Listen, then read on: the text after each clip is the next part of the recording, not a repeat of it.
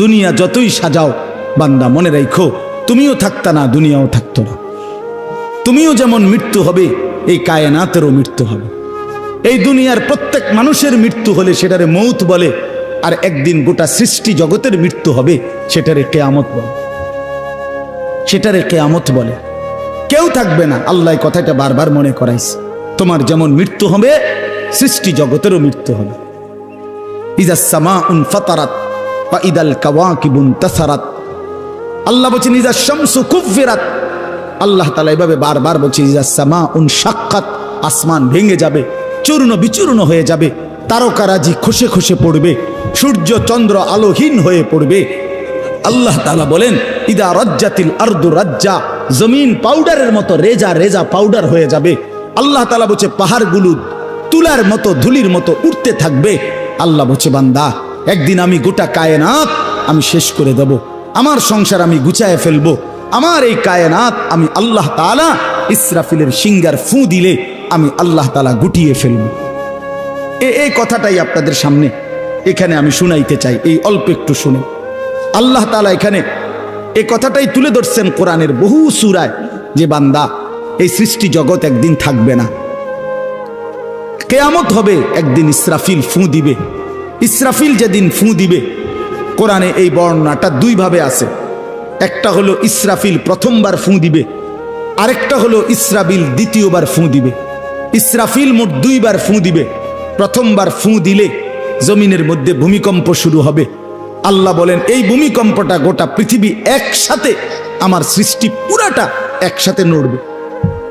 ইন্না জালজালাতাস সাআতি শাইউন আযীম।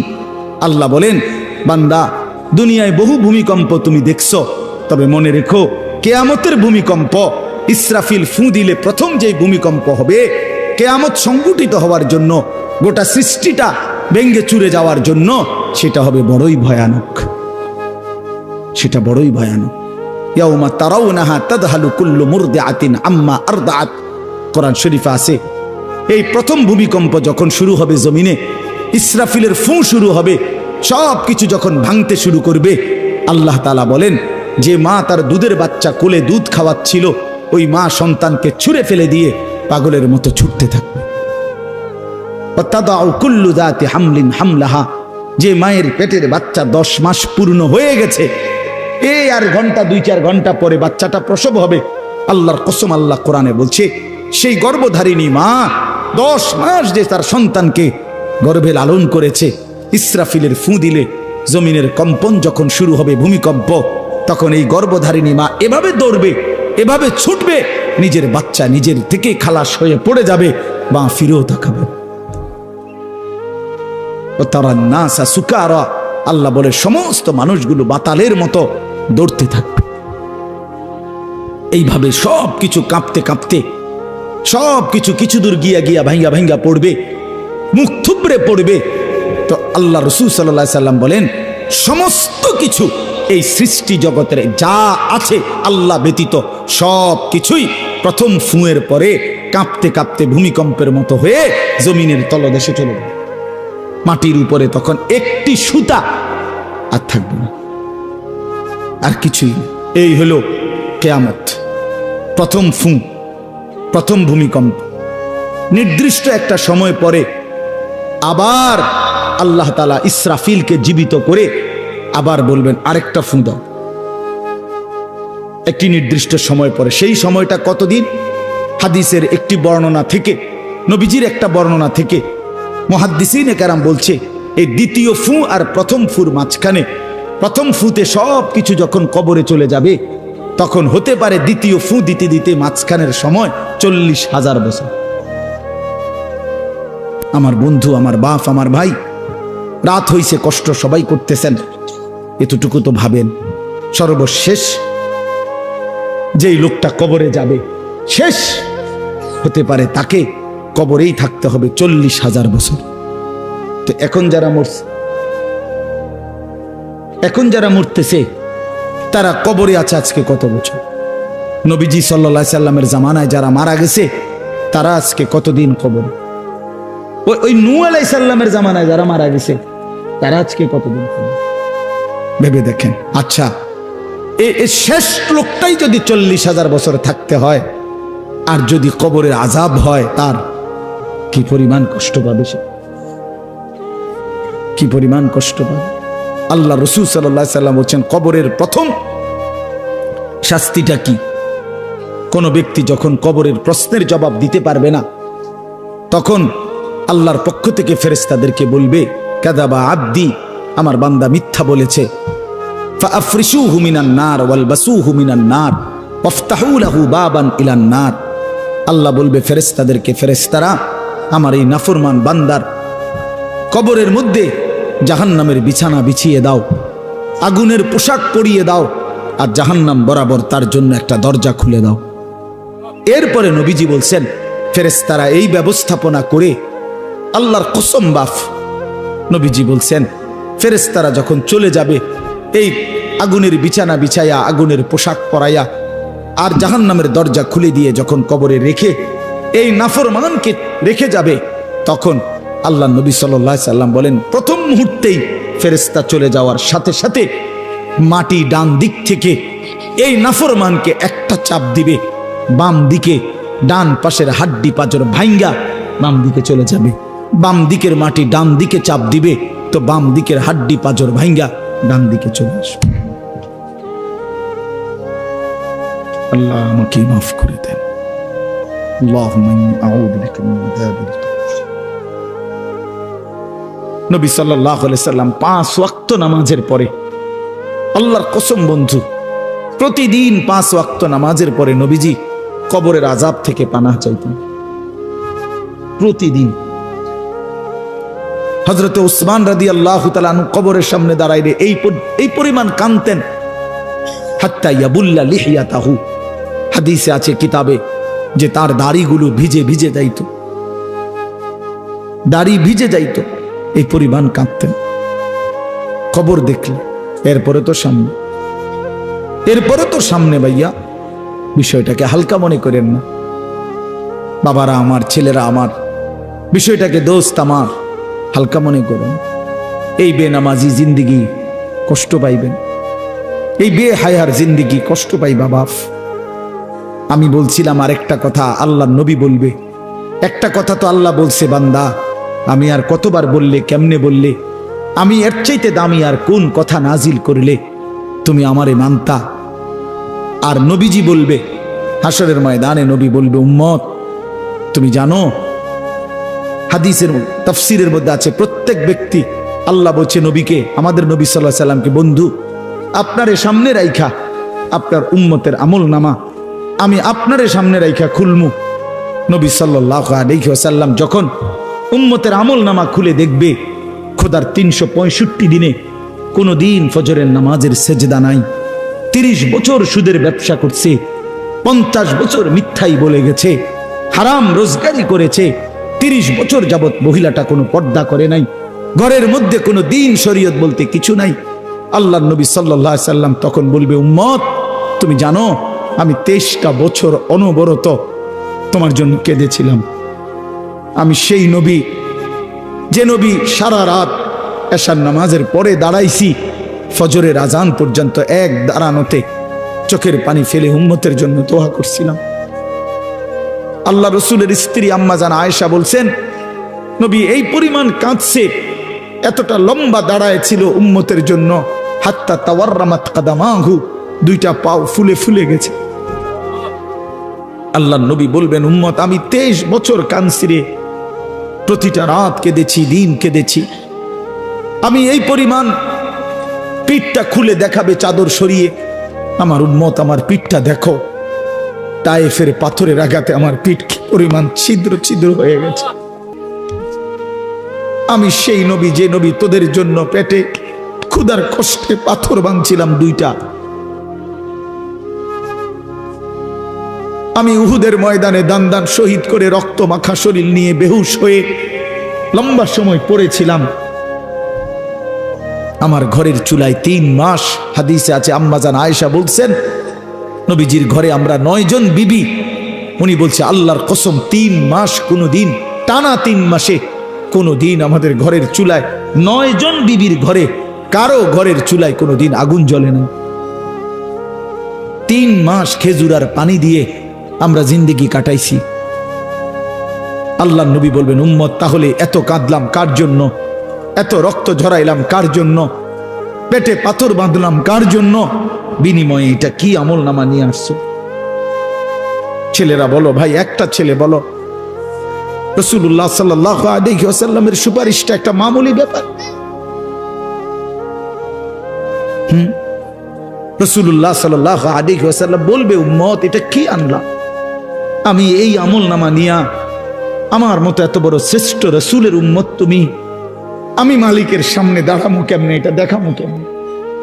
আরে চেয়ারম্যান ভাই, আপনি কেমনে দেখাইবেন? আপনার অনুসারী যদি, আপনার অঞ্চলের একজন মানুষের যদি পুরাটা পৃষ্ঠার মধ্যে 110টা মামলা থাকে, আপনি তার জন্য কেমনে নেবেন? আপনি একজন উপরস্থ পদস্থ কর্মকর্তার কাছে আপনি কিভাবে সুপারিশ করবেন? বেটা তোর তো কিছুই নাই বেটা, শুধুই অপরাধ আর অপরাধ ছাড়া। তো এই বেচারা লজ্জিত হবে কিনা বলেন না কেন? তো নবী সাল্লাল্লাহু আলাইহি সাল্লাম বলবেন, উম্মত তুই আমার মতো শ্রেষ্ঠতম রাসূলের মাথাটা তো ছোট করে ফেললি, তুই তো আমার উম্মত, তুই এটা কি আনলা? আমি কেমনে দেখাবো এটা আমার মালিকের সামনে যে রব্বুল আলামিন এটা আমার উম্মতের আমল নামা? ওফ, চলেন ভাই,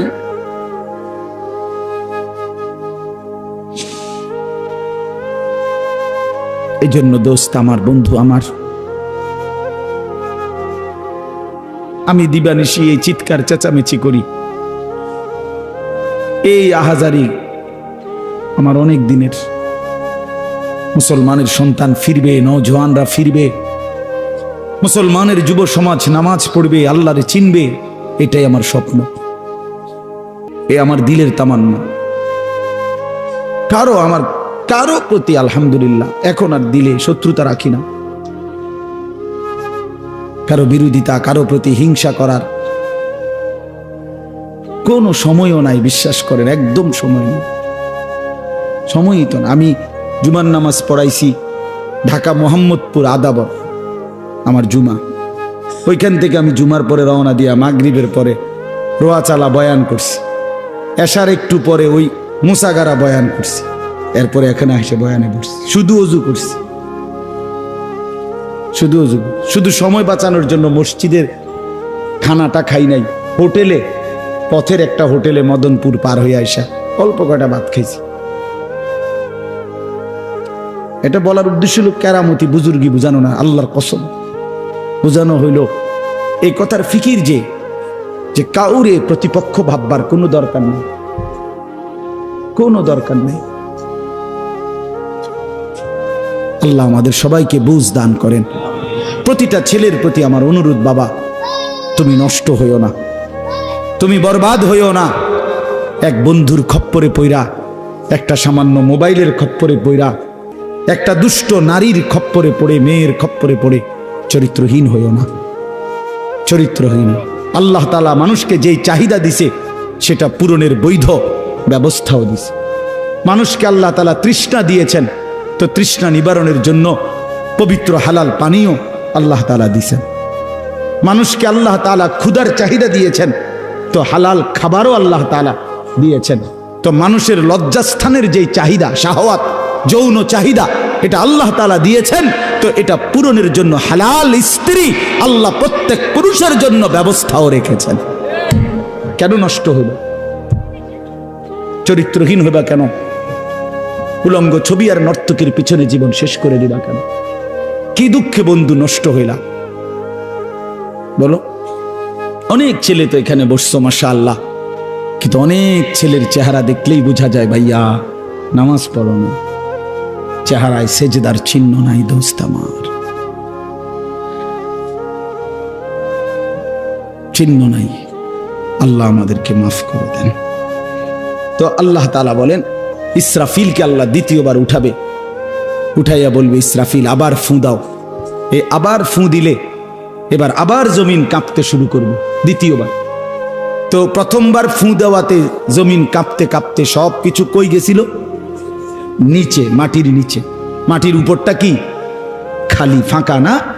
এইবার দ্বিতীয়বার যখন ইসরাফিল ফুঁ দিবে, মাটি কাঁপতে কাঁপতে ভূমিকম্প শুরু হলে এবার জমিনের সমস্ত কিছু ভিতরে যেগুলো ছিল সব কিছু জমিনের উপরে উঠে আসবে, একেবারে একটা সুতা সহ। গরু, ছাগল, মানুষ, জিন, স্বর্ণ, রৌপ্য, হীরা, মণি, মুক্তা, জহরত, সব সব সব, শুধু মানুষ না, একেবারে সব কিছু, একেবারে আদম আলাইহিস সালামের জামানা থেকে ইসরাফিলের ফু পর্যন্ত যত কিছু মাটির তলে গেছে সব মাটির উপর উঠে আসে।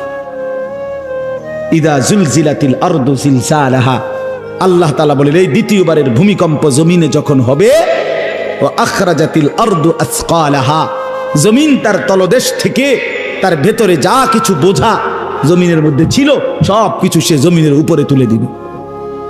তুলে দিলে তখন তাফসীরের মধ্যে আছে এই যে স্বর্ণ, রৌপ্য, মণি, মুক্তা, টাকা পয়সা, হীরা, জহরত, অর্থ সম্পদ, এগুলোর স্তূপ থাকবে। আশ্চর্য কথা শোনেন, সরাসরি হাদিসে আছে, নবীজি বলছেন এই স্বর্ণ, রৌপ্য, মণি, মুক্তাগুলো তখন আল্লাহর কুদরতে কথা বলবে। এইগুলা, এই অর্থ সম্পদগুলা, মানুষের যে অর্থ সম্পদ, এগুলো কথা বলবে। কি কথা বলবে? চোরেরে ডাক দিবে, আইনা সারিক, এই চোর, এদিকে বাটফার, এদিকে এই সম্পদের জন্য চুরি করেছিলি, আজ যা দরকার নেই। আইয়ুহাল কাতি, এই ডাকাত, এদিকে এখান থেকে নে, এই সম্পদের জন্য ডাকাতি করছি, নে এখন নে। সরাসরি হাদিস আছে, রাসূলুল্লাহ সাল্লাল্লাহু আলাইহি ওয়াসাল্লাম বলছেন এই অর্থ সম্পদ ডাক দিয়া বলবে, হে আত্মীয়তার সম্পর্ক ছিন্নকারী বেঈমান, এদিকে এই সম্পত্তির জন্য আপন ভাইকে বঞ্চিত করছিলি, আপন চাচাকে বঞ্চিত করছিলি, আপন ভাতিজারে বঞ্চিত করছিলি, এর জন্যই আত্মীয়তার সম্পর্ক ছিন্ন করেছিলি, এখন নে যা লাগবে নে, হারাম কর এখন নে, সুদখোর কত টাকা দরকার তোর এখন নে। আল্লাহর কসম, মানুষ পাগল হয়ে যাবে, অবাক হয়ে যাবে। আর এটা কি? এই এরপরের আয়াত, ওয়াকালাল ইনসানু মা লাহা, লোকেরা বলবে এটা কি হলো, আরে এটা কি কারবার, এগুলো কথা কয় কেমনে, এগুলো কয় কি, এগুলা মানুষ সব অবাক হয়ে যাবে, বলবে একে অপরে মা লাহা, জমিনের কি হলো, এগুলোর কি হলো, এগুলো কথা বলছে কেন, এগুলো কি বলতেছে এগুলো? অর্থাৎ কেউ তো কিছুই নিবে না, নিবে কিছু, কথা বলেন না কেন কারো কোনো। তো এবার আল্লাহ বলেন ইয়াউমা ইদিন তুহাদ্দিসু আখবারাহা, আল্লাহ বলে বান্দা অর্থ সম্পদগুলো কথা বলছে দেখে অবাক হইলা, এখনো না দেখবা আসল খেলা, এখনো না দেখবা মেন খেলাটা, যে এখন দেখবা তোমার পায়ের নিচের জমিন, তোমার পুরা জিন্দেগির ভালো মন্দ সমস্ত কিছু তোমার সামনে আমি আল্লাহর সামনে বলে দিব। এখন শুনবো, এই জমিন তোমার ভালো মন্দ কথা বলবে। ইয়াউমা ইদিন তুহাদ্দিসু আখবারাহা, তোমার প্রতিটা মিনিট সেকেন্ড একাকী প্রকাশ্য, ঘরে বাহিরে, লোকালয়ে, আলোতে, অন্ধকারে, রাত গভীরে, দিনের আলোতে, তুমি যা ভালো করেছো তাও বলবে, তুমি যা মন্দ করেছো তাও বলবে। রাত গভীরে তাহাজ্জুদের নামাজ পড়ছিলা, এই জমিন এখন বলবে রাত গভীরে জিনা ব্যভিচার, মদের আড্ডা, জুয়ার আড্ডায়, নারীর আড্ডায় পড়েছিলা, এটাও এখন বলবে। শুনবে, এখন শুনবে। তখন লোকেরা বলবে হায়, জমিন কেমনে কথা বলে, সম্পদ কেমনে কথা বলে। তো আল্লাহ বলেন বিআন্না রাব্বাকা আওহা লাহা, এজন্য বলে যেহেতু আল্লাহ তাআলা আদেশ করেছে। আল্লাহ আদেশ করলে তার গোটা সৃষ্টি কথা বলে, তাহলে মূলত জিহ্বায় কথা বলে না, আল্লাহ আদেশ করলে গোশতের এই টুকরাটা কথা বলে। নাহলে যেই লোক, আপনারা কোনো বোবা দেখছেন, কথা বলেন না, বোবা মানুষ দেখছেন কখনো? তো বোবা মানুষের তো জিহ্বা নাই, ঠিক না? আছে না? আছে কিনা বলেন না? তো হে কথা কয় না কা, কথা বলে না কা কেন, মানে কথা বলে না কেন, মানে জিহ্বা তো আছে কিন্তু কথা বলে না। বুঝা গেল কি? আল্লাহর হুকুম হলে কথা বলে। যে কানে শুনে না, তার এখান দিয়ে এরকম কান নাই, তো হে শুনে না কান, তাহলে কানে দিয়ে শুনে না, আল্লাহর হুকুম হইলে শুনে। যে অন্ধ, সে তার কি এরকম চোখ নাই, তো হে দেখে না কান। মূলত আল্লাহর হুকুম হলেই চোখে দেখে, নাইলে দেখেন। তো ঠিক আল্লাহর হুকুম হইলে গোশতের এই টুকরাটা যদি কথা বলতে পারে, আল্লাহর হুকুম হইলে গোটা সৃষ্টিও কথা বলতে পারে, গোটা সৃষ্টিও কথা বলতে পারে। এবার আসেন এই শেষ ইয়াউমাইদিন ইয়াসদুরুন নাসু আশতাতাল লিয়ারাউ আমালাহুম, ফেরেশতারা সমস্ত মানুষকে দলে দলে দলে দলে গ্রুপ গ্রুপ করে ভাগ করে দিবে। আর এই ভাগে ভাগে লোকেরা নিজেদের পুরা জিন্দেগির আমলনামা দেখার জন্য, নেওয়ার জন্য নির্দিষ্ট জায়গায় যাবে। ফেরেশতারা বলবে যান, সামনে যান। সামনে গেলেই আপনার আমলনামা আপনি আপনার হাতে পাবেন, আপনি পড়বেন, আপনি দেখবেন, যান ওইখানে ফাইল দিতেছে, যান সবাই যান। এই দলে দলে মানুষ যাবে। এইবার আমলনামা যখন হাতে দিবে, আল্লাহ তাআলা বলেন ফামান ইয়ামাল মিসকালা যাররাতিন খায়রান ইয়ারা, এক বিন্দু ভালো যে করেছে সে তাও দেখতে পাবে। ওমান ইয়ামাল মিসকালা যাররাতিন শাররান ইয়ারা, এক বিন্দু মন্দ যে করেছে সে তাও দেখতে পাবে। প্রতি সেকেন্ড, প্রতি ঘন্টা, প্রতি মিনিট, প্রতি মুহূর্ত, প্রতি লামহা, প্রতি জাররা সে দেবে। জাররা এই শব্দটা হলো কোরআনের, এই শব্দটা একটি এতটুকু পরিমাপ তাফসীরের মধ্যে লিখছে লা জিনাতা লাহা, যেটার কোনো ওজন হয় না, মাপলে কোনো ওজন আসে না, এত সামান্য। মানে এটা 100 গ্রামও না, 1 গ্রামও না, 1 গ্রামও না, 1 গ্রামের অর্ধেকও না, অর্ধেকের অর্ধেকও না। এটা অণুও না, পরমাণুও না, এটা ইলেকট্রনও না, নিউট্রনও না, প্রোটনও না, কিচ্ছু না। বিজ্ঞান তো এগুলো ভাগ করছে না, ভাগ করে করে আপনার অণু থেকে পরমাণু, পরমাণু থেকে এখন আরো ভাগ করছে। এই ইলেকট্রন, প্রোটন, নিউট্রন এগুলো ভাগ করতে করতে সূক্ষ্ম থেকে সূক্ষ্ম, সূক্ষ্ম থেকে সূক্ষ্ম বিজ্ঞান বাহির করতেছে। কিন্তু জাররা বলে যেটার কোনো ওজনই নাই, কিচ্ছু নাই, এটা এত সামান্য। মানে তুমি যেটারে কিছুই মনে করো নাই, আল্লাহ বলেন ওইটাই তুমি দেখবে, ওইটাই দেখবে। এই জন্য বাপ আমার শেষ রাত গভীরে এই কথাই, আমরা আমাদের একাকী কিংবা প্রকাশ্য, আমরা আমাদের রাত কিংবা দিন, ঘর কিংবা বাহির আড়াল করবার সুযোগ নেই। সুযোগ আছে ভাইয়া? ছেলেরা কাজেই রাতের 3টায় দুনিয়া ঘুমায়, আল্লাহ ঘুমায় না। অশ্লীল ছবি দেখো না। রাতের 3টায় মা ঘুমায়, বাবা ঘুমায়, মালিক ঘুমায় না। রাতের 3টায় মহল্লাবাসী ঘুমায়, কিন্তু আল্লাহ ঘুমায় না। আলাম ইয়ালাম বিআন্নাল্লাহা ইয়ারা, আল্লাহ বলে বান্দা তুমি জানো আমি কিন্তু সারাক্ষণ তোমাকে দেখি। কতক্ষণ? কতক্ষণ? আল্লাহ দেখেন কখন? সারাক্ষণ। এই জন্য আমরা প্রত্যেকে ইনশাআল্লাহ নিয়ত করি যে আমরা আমাদের আখিরাতকে ভাববো, ফিকির করব।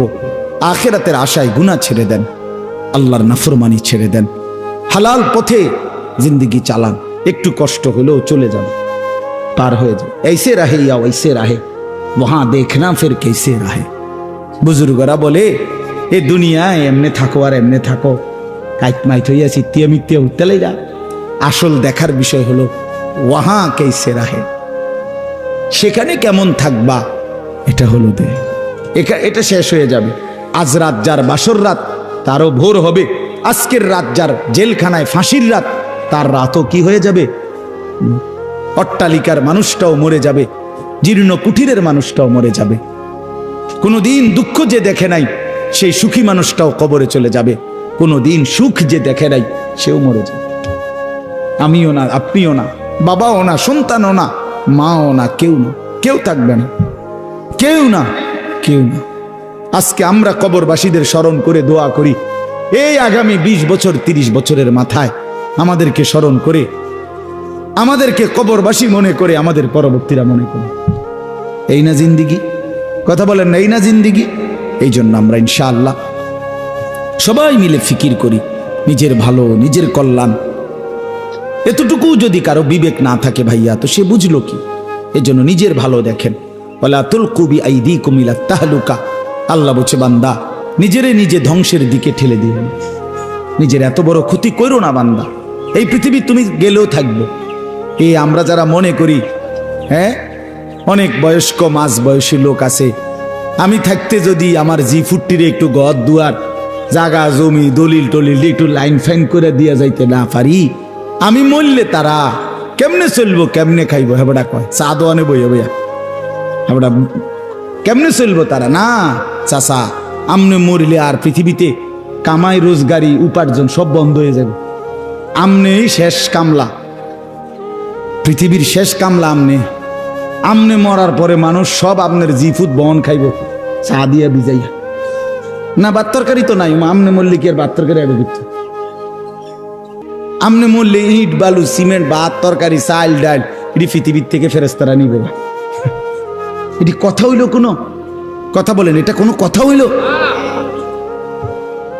এই পৃথিবীতে আল্লাহ তাআলা যাকে হায়াত দিছেন তার জন্য রিজিকও রাখছেন অতএব দয়া করে এই ভুল না করি কেন সুদের টাকায় কিস্তির টাকায় হারামের টাকায় সন্তানকে আপনি উপার্জনের জন্য দুনিয়া দেশে কিংবা বিদেশে কেন পাঠাইতে হবে কে বলল আপনারে এই দায়িত্ব আপনার দিল কে যে আমি বেটা জাহান্নামে গিয়া হইল তোরে বিদেশ পাঠান লাগবো সুদে টিয়া লইয়া কিস্তিতে টাকা লইয়া কেন বলেন না এটা কোনো ইনসাফের কথা হইল এটা পৃথিবীর কোন আইনে আছে না আল্লাহর কোন আইনে আছে তো এটা কি এটা হলো লুভি আমনে আবার কলজাটা খুললা চান আবার কলজার ভিতরে হলো লোভ এই জন্য আবার কিস্তি লইছে সুদ লইছে ফুতেরে টাকার মেশিন বানাইয়া পাঠাইছে বিদেশে যে তুই শুধু টাকা পাঠাইবি তোর চাচা জমি বেচবো তোর জেডায়ও জমি বেচবো উত্তর দিকের এন্দিয়া 10 শতক বেচবো হুঁচি টাকা রেডি রাখতে হবে নাই তো কি নাই তো কে বললো আপনারে হারামের মাধ্যমে আল্লাহর নাফরমানি করে স্ত্রী সন্তানের সংসার সাজাইতে এই সংসার সাজে না এই সংসার বরবাদ হয় আল্লাহ তাআলা আমাদেরকে বুঝ দান করেন চলেন হালালের উপরে চলি আল্লাহকে রাজি খুশি করে চলি 5 ওয়াক্ত নামাজের মাধ্যমে জিন্দেগি কাটাই বলেন আলহামদুলিল্লাহ।